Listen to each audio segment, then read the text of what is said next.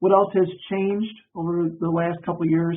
Well, old-fashioned SEO is no longer effective, and old-fashioned SEO could be anything from getting tons of links to manipulate the system, building all these city subpages that are the same, putting white text on a white background. So there's all kinds of keywords shoved in there, but you think the search engines don't see it. Well, they see all that. Keyword stuffing is another one where you would put the same keyword in, a large percentage of the overall copy was that phrase or that keyword. Those kind of things they're all gone now. After panda, penguin, pigeon, even hummingbird, it's really all about the user experience now, user experience optimization. And the new SEO approach really requires heavy on focusing on that particular thing. There are some really wild things that Google is doing now. One of those is called time to long click. And that is a process where somebody might click on the first result or an ad or even one of the map listings. And then they come back to Google and they click on another result. So Google's watching that fact that people are coming back and clicking on something else and making an assumption that that person didn't find the information they were looking for in the first click. So over time, as they start to see this, it could be that the second or third listing to Google seems more important, and they actually could move it up because people are clicking on that second link and maybe not coming back to Google and doing a follow-up search.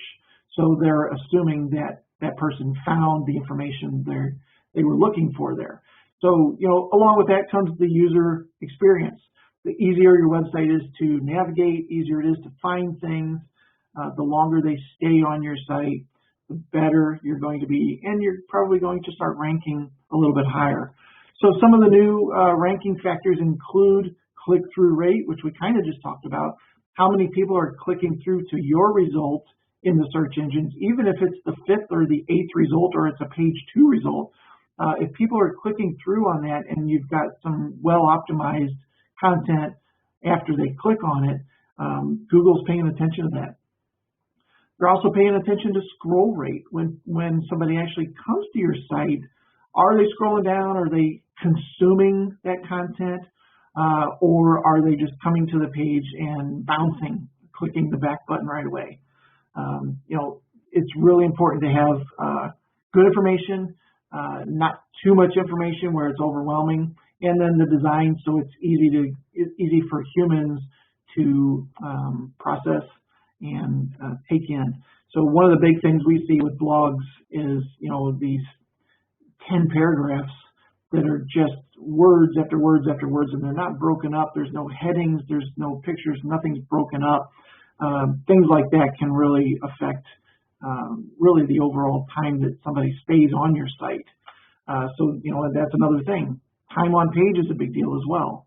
So that needs to be taken in. Bounce rate, we talked about that. Somebody that comes to your site and clicks that back button, typically within the first 5-6 seconds, that's called a bounce, and Google watches that and sees how many times that happens.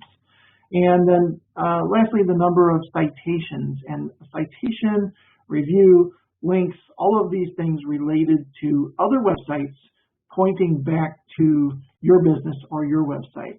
I talk a lot more about the citations and the NAP, or the name, address, phone, in my book. So, as I said earlier, if you haven't received a copy of this, reach out to me and I'll drop one in the mail to you right away.